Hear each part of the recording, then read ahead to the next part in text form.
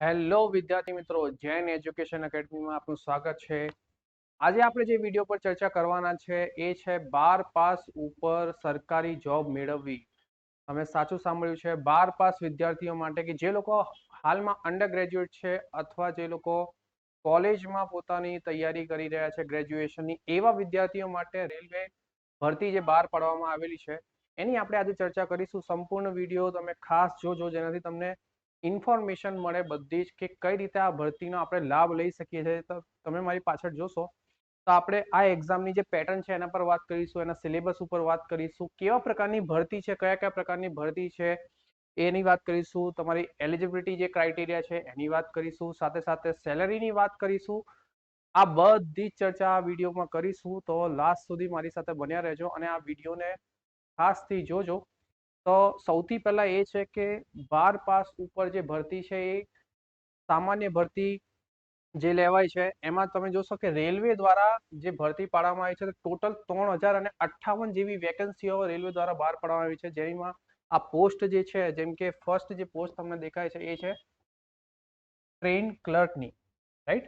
Train ક્લર્કની જે ભરતી છે એ તમને દેખાઈ રહી છે, જેમાં 77 પોસ્ટ આપેલી છે। સાથે સાથે બીજી જે પોસ્ટ છે એ કમર્શિયલ કમ ટિકિટ ક્લર્કની છે। આપણે બધા જાણીએ છીએ જે ટીટી છે, ટીટી ની વાત કરીએ છીએ, ટીસી ની વાત કરીએ છીએ, આ એ જ ભરતી છે અને એની જે સંખ્યા છે એ 2424 જેવી વેકેન્સી સરકાર દ્વારા બહાર પાડવામાં આવી છે। સાથે સાથે અકાઉન્ટન્ટ ક્લર્ક કમ ટાઈપિસ્ટ એની ભરતી છે, એની 394 જે જગ્યાઓ છે। સાથે સાથે જુનિયર ક્લર્ક કમ ટાઈપિસ્ટની જે ભરતી છે એમાં 163 જેવી જગ્યાઓ છે। તો આ બધાનું ટોટલ કરીએ તો 3058 જેવી ભરતીઓ જે છે એ રેલવે દ્વારા બહાર પાડવામાં આવી છે અને આનું જે લેવલ છે એ 12 પાસ ઉપર છે। તો આગળ ચર્ચા કરીએ એમાં કે આ જે નોટિફિકેશન છે એ રેલવે દ્વારા બહાર પાડવામાં આવ્યું છે, જેની અંદર લખ્યું છે કે આ જે ભરતી છે એ અંડર ગ્રેજ્યુએટ વિદ્યાર્થીઓ માટે છે। સાથે સાથે આ કોઈ ટેકનિકલ ભરતી નથી કે જેમાં તમને કોઈ ટેકનિકલ એજ્યુકેશનની જરૂર છે, આ કોમન ભરતી છે, રાઈટ। તો એના માટે તમે જોઈ શકો છો train ક્લર્કની, commercial cum ticket ક્લર્કની, અકાઉન્ટની, junior ક્લર્કની, આ બધાની ભરતી કમ્બાઈન કરીએ તો 3058 જેવી ભરતીઓ છે। હવે આગળ જોઈએ કે આ ભરતી જે છે એના ફોર્મ ચાલુ ક્યારથી થયા છે એની વાત કરીએ તો આ નોટિફિકેશનમાં તમે જોઈ શકો છો કે 28/10/2025 ઓક્ટોબરની 28 તારીખથી આ ફોર્મ સ્ટાર્ટ થઈ ગયા છે ભરાવાના અને આ ક્યાં સુધી ભરાશે તો આ 27/11/2025 27 નવેમ્બર સુધી આ ફોર્મ ભરાવાના છે। તો તમે આ તારીખો વચ્ચે જ કોઈ એક તારીખ સિલેક્ટ કરીને તમે ફોર્મ ભરી શકો છો। ફોર્મની પ્રોસેસ આપણે નેક્સ્ટ વિડીયોમાં બતાવીશું કે કઈ રીતે ફોર્મ ભરવાનું છે। આની અંદર થોડીક ઇન્ફોર્મેશન તમારી પાસે હોવી જરૂરી છે કે ફોર્મને કઈ રીતે ફિલઅપ કરવાનું છે। ઝોન વાઇઝ વેકેન્સી છે એની પણ ચર્ચા કરીશું, કેટેગરીઝ વાઇઝ વેકેન્સી છે એની પણ ચર્ચા કરીશું। આગળના વિડીયોની અંદર આ બધી ચર્ચા કરવાના છે, પણ અહીંયા તમે જુઓ કે જે તારીખ છે એ છેલ્લી છે 27 તારીખ છે, તો તમે ખાસથી આ ફોર્મ ફિલઅપ કરજો। 27 તારીખ પછી આ 29/11/2025 27 તારીખ પછી જે 2 દિવસ તમને આપ્યા છે, જો તમે ફીસ ના ભરી હોય તો એવા વિદ્યાર્થીઓ આ 2 દિવસની અંદર ફીસ ભરી શકે છે। એના પછી તમારા ફોર્મની અંદર કોઈ કરેક્શન રહી ગઈ, કોઈ ભૂલ રહી ગઈ હોય, તમને ખબર પડે કે આ ફોર્મની અંદર ભૂલ છે, કદાચ કોઈ ડેટા પ્રોપર નખાયો નથી, ત્યારે તમે આ 2 તારીખો વચ્ચે 30/11/2025 થી લઈને 9/12/2025 વચ્ચે કરેક્શન તમે કરી શકો છો। આગળ વાત કરીએ એજ લિમિટ શું છે, તો આની અંદર જે એજ લિમિટ છે એ ફોર જનરલ કેટેગરી માટે 18 થી લઈને 30 વર્ષ સુધીના વિદ્યાર્થીઓ આ ફોર્મ ભરી શકે છે, આ પરીક્ષા આપી શકે છે। અને જે બીજી કેટેગરી છે એ છે એસસી એસટી જે કેન્ડિડેટ છે એમના માટે 5 વર્ષની છૂટછાટ આપવામાં આવેલી છે, જ્યારે ઓબીસી જે કેન્ડિડેટ છે એમના માટે 3 વર્ષનું રિલેક્સેશન આપ્યું છે। એટલે એસસી એસટી કેન્ડિડેટ છે, એસસી અને એસટી જે કેન્ડિડેટ છે એ લોકો 35 યર સુધી આ એક્ઝામને આપી શકે છે, જ્યારે ઓબીસી વિદ્યાર્થીઓ જે લોકો પાસે ક્રીમી લેયર છે એવા વિદ્યાર્થીઓ 33 યર સુધી આ એક્ઝામને આપી શકે છે। બીજી એક વસ્તુ કે જે અનરિઝર્વ કેટેગરીમાં છે, જે જનરલ કેટેગરીમાં છે, તો આવા વિદ્યાર્થીઓ 2/1/1996 પહેલાના જે વિદ્યાર્થીઓ હશે કે જે વ્યક્તિ હશે એ ફોર્મ ભરી શકશે નહીં। આના પછીના 2008 સુધીના જે વિદ્યાર્થીઓ છે એ ફોર્મ ભરી શકે છે. ઓબીસી કેટેગરી માટે 1993 ક્રાઇટેરિયા છે, જ્યારે એસસી એસટી માટે 1991 નો ક્રાઇટેરિયા આપવામાં આવેલો છે. તો આ ડેટ જે છે તમે ધ્યાનમાં રાખજો. તો ફરીથી કે 18 થી લઈને 30 વર્ષ સુધીના વિદ્યાર્થીઓ કે જે આ પરીક્ષાને આપવા માંગે છે, જે 12th પાસ છે, એવા વિદ્યાર્થીઓ આ ફોર્મને ભરી શકે છે. બીજું આગળ જોઈએ કે જે લોકો એક્સ સર્વિસમેન છે, જે અનરિઝર્વ કેટેગરીમાં છે, એ લોકોને 3 વર્ષની, જે ઓબીસી કેન્ડિડેટ એક્સ સર્વિસમેન છે એમને 6 વર્ષની, એક્સ સર્વિસમેન એસસી એસટી જે છે એમને 8 વર્ષની. તો આવી રીતે શું છે, એજની છૂટછાટ આપવામાં આવી છે. તો આ ગવર્મેન્ટ નોટિફિકેશન જ છે. તમને અમારા ટેલિગ્રામ ચેનલ પર મળી જશે, તમને વેબસાઇટ પર અવેલેબલ છે, વોટ્સઅપ પર મળી જશે, ત્યાંથી તમે આને વાંચી શકો છો. રાઈટ. તો આગળ હવે ચર્ચા કરીએ કે આ જે એક્ઝામ જે છે એ કેટલા સ્ટેજની છે એની ચર્ચા કરીશું.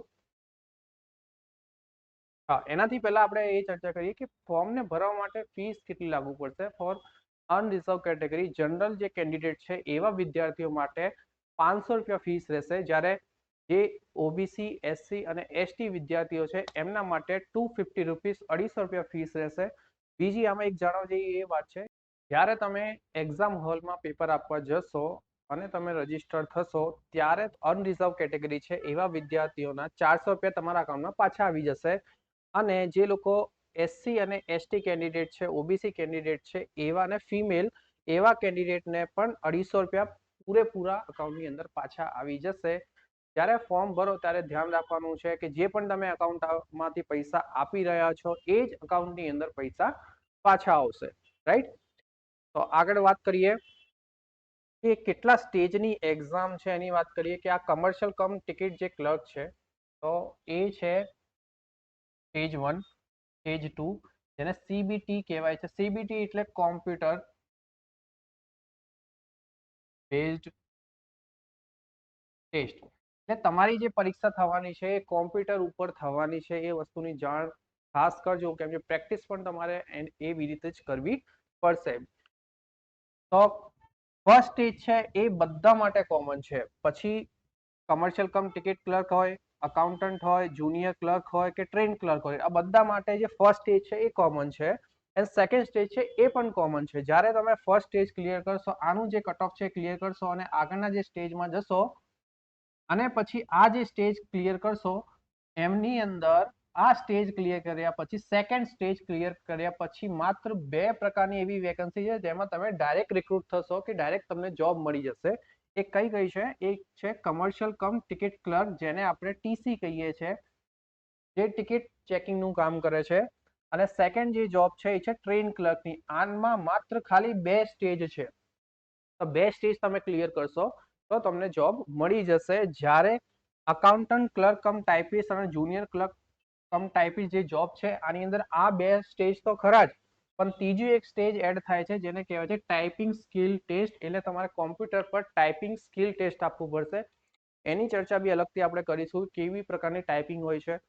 પણ અકાઉન્ટન્ટ ક્લર્ક કમ ટાઈપિસ્ટ અને જુનિયર ક્લર્ક કમ ટાઈપિસ્ટ આમના માટે આ 3 સ્ટેજ થઈ જાય છે, જ્યારે કોમર્શિયલ કમ ટિકિટ ક્લર્ક અને ટ્રેન ક્લર્ક માટે ખાલી 2 સ્ટેજ છે. તો તમે ફોર્મ ભરતી વખતે પણ આપણે ધ્યાન રાખવાનું છે. પ્રેફરન્સ તમે એ રીતે આપજો કે 2 સ્ટેજ અને 3 સ્ટેજ વાળી એક્ઝામને ધ્યાનમાં રાખીને.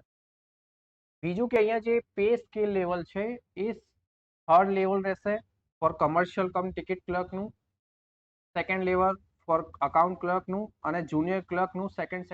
આ જે 3 વેકેન્સી છે જે તમને દેખાઈ રહી છે, આ 3 વેકેન્સીનું જે લેવલ છે, આ જે લેવલ છે પે સ્કેલનું લેવલ રહેશે. એની પણ ચર્ચા કરીશું આગળ કે સેલરી જે સ્ટ્રક્ચર છે કઈ રીતે રહેશે.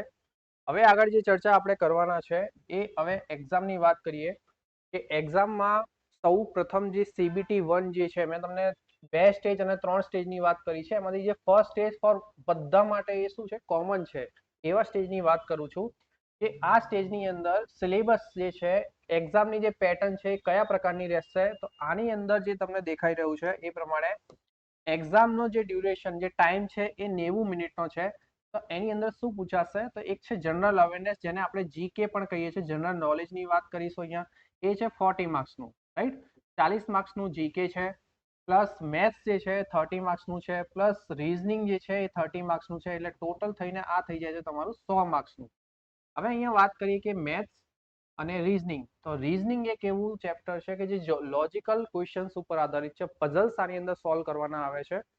જ્યારે મેથ્સ જે છે એ તમારે પ્રેક્ટિસ કરવાની છે, જ્યારે જીકે જે છે એને તમારે વાંચવાનું છે અને રિવાઇઝ કરવાનું છે. તો આ જે એક્ઝામમાં જે સિલેબસ છે કોમન સિલેબસ છે, જે બધી જ એક્ઝામમાં પૂછાય છે, પણ અહીંયા તમે ખાસ ધ્યાન આપજો, બીજી ઘણી બધી એક્ઝામમાં 8-8 9-9 સબ્જેક્ટો હોય છે, જ્યારે આ એક્ઝામની અંદર તમે જોશો કે 3 જ સબ્જેક્ટ મેઇન રાખવામાં આવ્યા છે અને 100 માર્ક્સની એક્ઝામ છે. અને આ 100 માર્ક્સની એક્ઝામ તમારે જે પૂરી કરવાની છે એ કરવાની છે 1.5 કલાકની અંદર.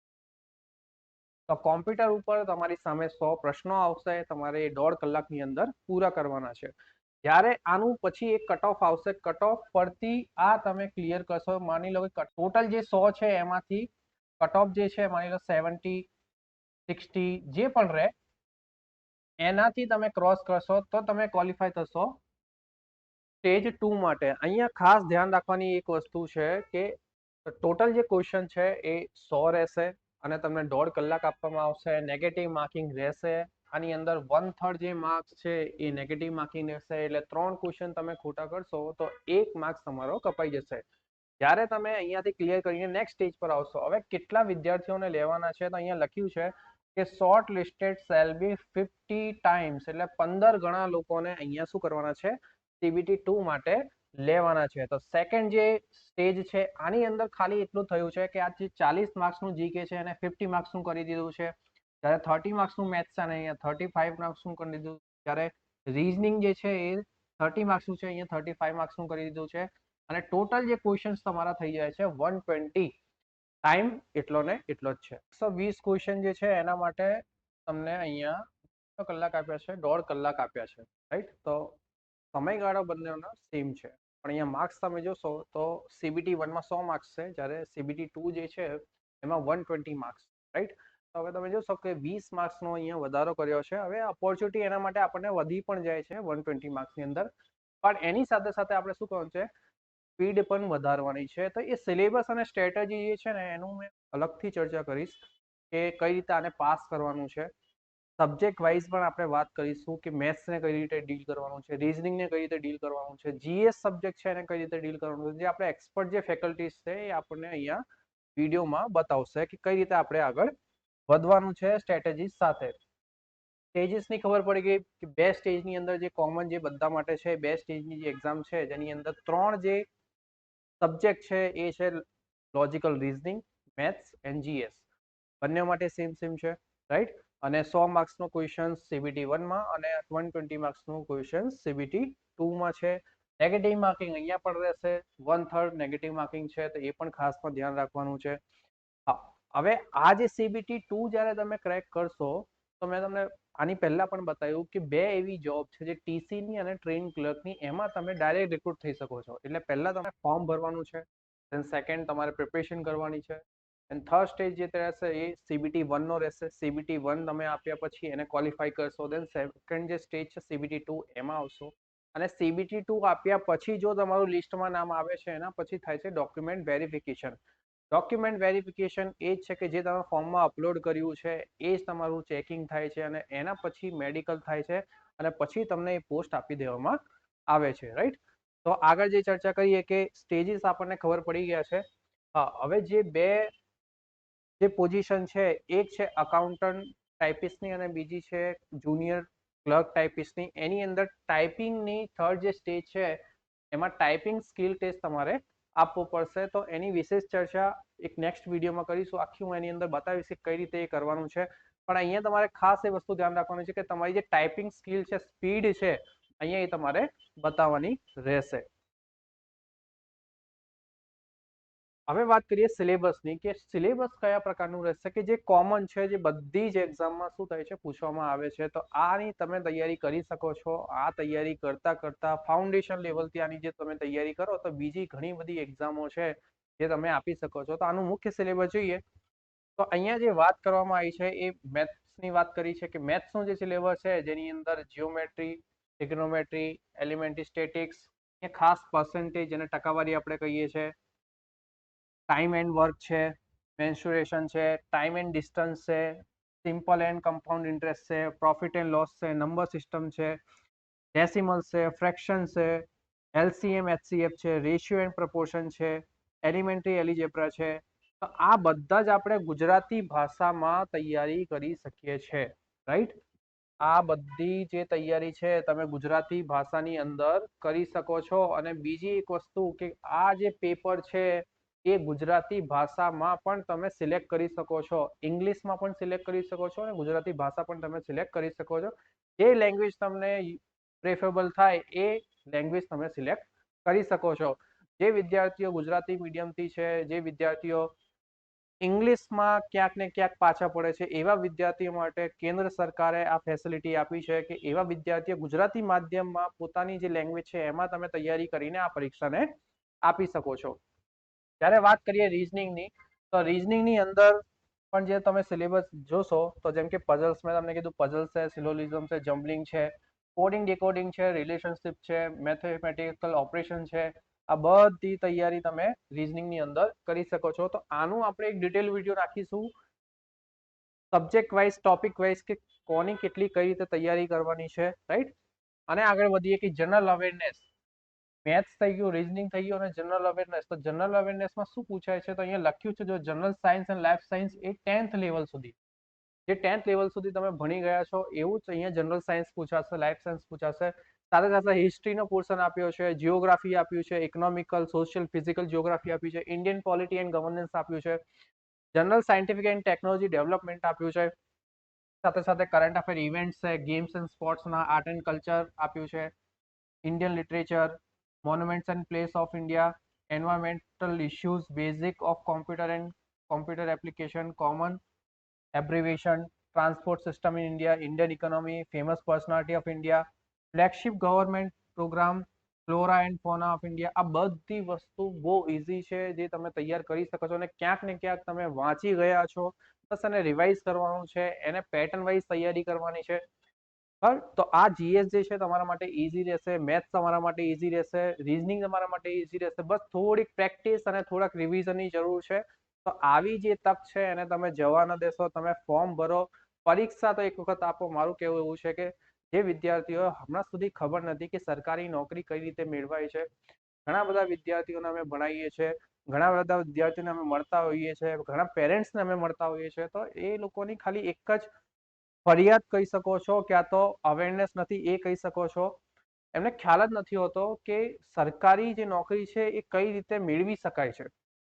12 પાસ ઉપર, ગ્રેજ્યુએશન ઉપર લોકોને એટલી તક મળતી નથી અને બીજું અવેરનેસ હોતું નથી. એટલા માટે શું થાય છે કે એ પરીક્ષાઓને આપી શકતા નથી. તો એવા વિદ્યાર્થીઓ માટે આ ખાસ વિડીયો છે કે જે લોકોને જાણ થાય, જે લોકોને ખબર પડે કે આવી પરીક્ષાઓ આપી શકો છો. એ બી 12th બેઝ ઉપર છે, ઇઝી આવે છે, બટ તમારે થોડુંક ફોકસની જરૂર છે, થોડુંક પ્રેક્ટિસની જરૂર છે, થોડાક રિવિઝનની જરૂર છે. તો આની સંપૂર્ણ તૈયારી આપણે અહીંયા કરાવવાના છે, આ ચેનલ પર તમને કરાવીશું. આનું તમને ડેમો પણ આપીશું કે કઈ રીતે મેથ્સ આવે છે, કઈ રીતે રીઝનિંગ આવે છે, જીએસ કેવા પ્રકારનું પૂછાય છે. આ બધી વસ્તુની ચર્ચા આપણે કરીશું. આગળ વધીએ તો આગળ જોવા જઈએ, હા, સૌથી ઇમ્પોર્ટન્ટ એ વસ્તુ છે, મેં હમણાં સુધી તમને સ્ટેજીસ બતાવ્યા છે, રાઈટ. એક્ઝામના કેટલા સ્ટેજ હોય છે, સિલેબસ તમને બતાવી દીધું છે, કોમ્પ્યુટર બેઝ ટેસ્ટ થાય છે, રાઈટ.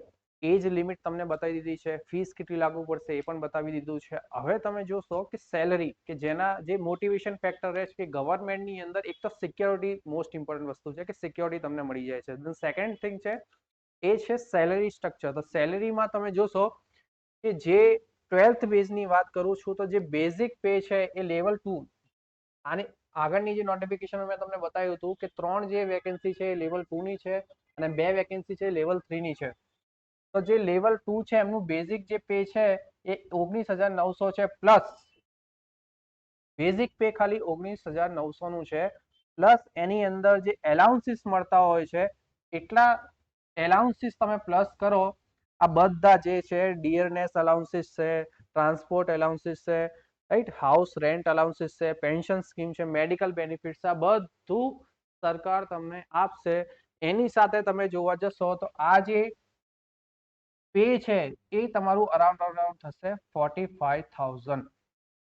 તમારા ખાતાની અંદર આટલી સેલેરી તમને દર 1 તારીખે ખાસિયત છે રેલવેની, રેલવે સેક્ટરની આ ખાસિયત છે કે તમારો જે પગાર છે 1 કે બીજી તારીખે આવી જતું હોય છે. તો 45,000 ની આ સેલરી છે, રાઈટ. અને લેવલ 2 માટે જોશો તો આની વાત કરીએ તો 43,000 42,000 ની આસપાસ પડશે, એટલે બહુ વધારે ફરક નથી. આફ્ટર એલાઉન્સીસ પછીની વાત કરીએ કે એલાઉન્સ મળીને 45,000 આ સેલરી થઈ જાય છે. તો જોઈશે તો આની વાત ચર્ચા હું એક ડિટેલમાં કરીશ કે એલાઉન્સીસ કેટલા હોય છે, ડીએ કેટલું મળતું હોય છે, ટીએ કેટલું મળતું હોય છે, એચઆરએ કેટલું મળતું હોય છે. આ બધી વસ્તુની ચર્ચા એક હું શોર્ટમાં તમને બતાવીશ કે કઈ રીતે થાય છે, રાઈટ. ચાલો હવે વાત કરીએ કે આ બધાની તૈયારી જો તમારે કરવી છે, રાઈટ, તમારે આગળ વધવું છે, સરકારી નોકરી તરફ જવું છે, તો તમે ક્યાંથી નોલેજ લઈ શકો છો, ક્યાંથી પ્રેક્ટિસ કરી શકો છો, ક્યાંથી મેન્ટરશિપ લઈ શકો છો, કોચિંગ ક્યાંથી કરી શકો છો. તો ભરૂચની અંદર ઓફલાઈન કોચિંગ તો ચાલી જ રહ્યા છે, સાથે સાથે અમે ઓનલાઈન જે કોચિંગ છે એ પણ કરાવીએ છીએ. તો તમે જોશો કે મોર્નિંગ અને ઇવનિંગ બેચ ઓલરેડી સ્ટાર્ટ થઈ ગઈ છે. તમને જો કોન્ટેક્ટ કરવું હોય તો આ જે નંબર છે 8,714,715, એના ઉપર તમે અમને કોન્ટેક્ટ કરી શકો છો. કોઈ પણ પ્રકારની ડિટેલ તમને જોઈએ છે તમારી પાસેથી લઈ શકો છો. કોઈ પણ પ્રકારના પ્રશ્ન છે તો કોમેન્ટમાં મને બતાવી શકો છો, તો જેનું હું જરૂરથી બધાનો આન્સર કરીશ. ફોર્મ ભરવાની જે વાત છે એના પર હું એક ડિટેલિંગ વિડીયો લાવીશ કે કઈ રીતે ફોર્મ ભરવું છે. આમાં ઝોન વાઇઝ વેકેન્સી હોય છે, તો કયા ઝોનની અંદર ભરવી, પ્રેફરન્સ કયા રાખવા, કઈ કઈ વસ્તુઓ ધ્યાન રાખવી, જે લોકો કેટેગરી ધરાવે છે એવા કેટેગરી ધરાવતા વિદ્યાર્થીઓએ શું ધ્યાન રાખવું, જે સર્ટિફિકેટ વિશે શું ધ્યાન રાખવું, આ બધી વસ્તુની ચર્ચા હું અલગથી એક વિડીયોમાં કરીશ. પણ જો તમારે તૈયારી કરવી છે, 12 પાસ વિદ્યાર્થીઓ જે લોકો હજુ અંડર ગ્રેજ્યુએટ છે એવા વિદ્યાર્થીઓ માટે આપણે જે તૈયારી કરાવીએ છીએ, તો જરૂરથી તમે મુલાકાત લો અહીંયા, અને જે પણ પ્રશ્ન છે મને કોમેન્ટમાં પૂછો. આપણે મળીશું નેક્સ્ટ વિડીયોની અંદર.